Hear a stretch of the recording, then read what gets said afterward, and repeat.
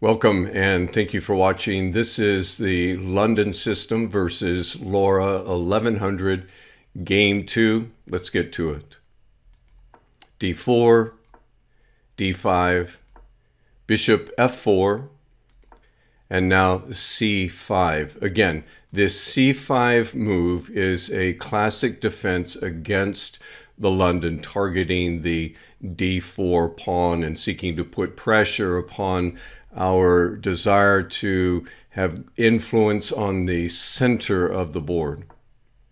E3, and now queen B6. If you notice, this C5 move also opens up this dark square diagonal for the queen to come down, and usually targeting the B2 pawn. So we have a simple resolve to this. Since our C3 move is yet to be made, we cannot move the queen here, so we just simply move to B3, queen C6, and now knight F3, F5. When you see this F pawn move forward, either to F6 or to F5, please note it has automatically opened up this light square diagonal. We've looked in past videos of how we can utilize this, take advantage of it. Our queen has a direct line to the H4 or H5 square, I should say, along this light square diagonal, targeting the king. We've also looked at some other dynamics of how to do that, but Black has purposefully weakened their position by moving that F pawn. We want to just make note of that. Again, fools rush in. Don't get anxious at this point. Let's just kind of keep developing our structure bit by bit, and then we will move on from there. C3, giving support to the D4 pawn. H6. And now we're going to move our F3 knight to our square that we like to have our knight on at E5, and it results in us also targeting the queen at C6. But remember, by moving the knight to E5, we're opening up this light square diagonal for our queen. We're also protecting for our queen should we decide to come down. With this knight here at E5, we're protecting the queen going to F7. Again, classic moves of the London system along these attacking lines. And I would reiterate, if you're not familiar with these, please refer to some of the earlier videos where I go into these kinds of moves and tactics in detail. Queen E6.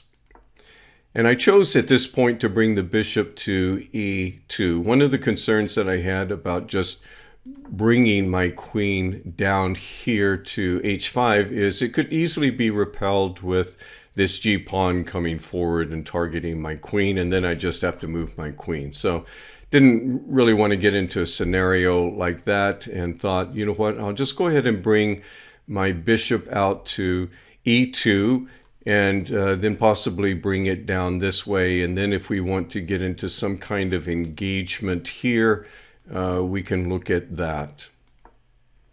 But Laura made it easy for us by bringing the G-pawn up to G5. I understand that it's targeting our dark square bishop here at F4, but we can put the king in check, and Black does not have a way in which to block this.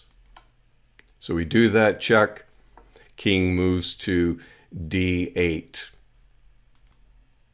And now I hope that you see a setup here that we have looked at in the past, and it concerns the knight at E5, and that is going ahead with the protection of this bishop here, moving to F7, and as the knight moves to this square, we will fork the king and the rook. The only way, or two ways in which Black can deal with this, is to just go ahead and move the king, or it could make a blunder and take. We'll move the knight here, take with the queen, and then we'll take with the bishop. So we go ahead and do that. Knight to F7. the king chooses to move to d7. Now, I was at a bit of a crossroads here because obviously we have this availed to us for the knight to take the rook, and that was kind of the goal. However, we can't lose sight of the fact that this bishop is still under pressure from this pawn, and more than likely we're going to lose it. So in considering this, I thought, well, if this bishop is going to go down, I'm going to take somebody with me. That is usually my thought process with a piece that is maybe trapped. And this is kind of a trap scenario in a sense. So I just determined I'm going to go ahead and take this knight at b8. Now, I recognize there's a risk in this, and that is the rook might not take back. Black might choose to bring this rook up here to safety. And again, understanding that if that happens, then my bishop going down, this rook comes to safety. I'm just going to bring my bishop right back here to safety. It'll be protected not only by the pawn, but also my knight here at f7. And we'll just continue on with the game. And I would have gained a 3-point piece as opposed to gaining a 5-point piece by taking the rook and then losing a 3-point piece with this pawn move. So that's what I did. And Laura responded by taking with the rook, and now we're free to pick up a 5-point piece. So that was a net gain of 5 points, even though we traded 2 3-point pieces between the bishop and the knight. So Laura responds with b6, and hopefully you saw this opportunity of moving the bishop to f7 and forking the queen and the knight. So that is what I did.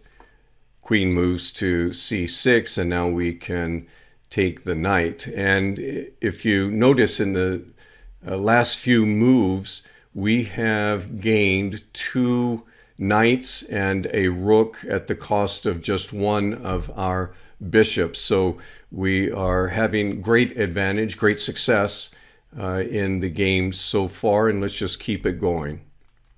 Laura responds with king to c7.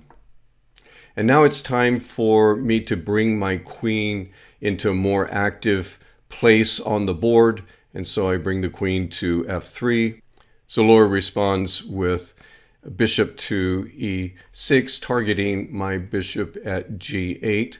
And I could have entertained an exchange here, but I decided just to go ahead and move my bishop to a safe square. And Laura responds with g4, targeting my queen. This is an easy resolve, I should say. Just bring the queen up to f4 and the king will be in check. That's what I did. Black moves to b7. So in looking at the board now, I see that I have an opportunity to remove 2 pieces, a pawn and potentially a bishop for the cost of a bishop, and I could eliminate these 2 obstacles in really one move. And so that's what I decided to do to engage this exchange. Laura instead brings the dark square bishop to g7, targeting my knight. Again, I can just simply move my knight to a safe square at g6, and then Laura engages this exchange of the light square bishops. I'll take back with my queen, and now we have a good target here for our knight for the pawn at e7, but Laura chooses to defend that with the dark square bishop. And now I'm going to go ahead and castle. The reason for that is to bring this rook and try and begin to make it a little bit more active in the game. Laura responds by moving the pawn to g3. Now I know in the past we've talked about utilizing, in a scenario like this, utilizing the h2 pawn to take and freeing up the rook that's usually here at h1 along the h file.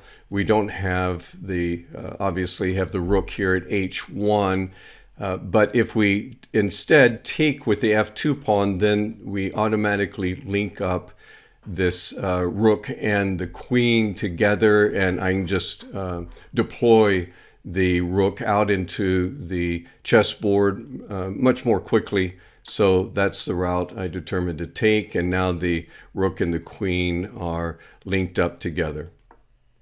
So I'm going to go ahead and move my knight, my b knight, to d2, and the reason for that is so that I can link these two rooks together. Laura responds with c4. So at this point, I want to take stock of pieces on the board. Black has a queen, a rook, and a bishop. I have a queen, 2 rooks, and 2 knights. So there is a preponderance of advantage here that I have with my pieces.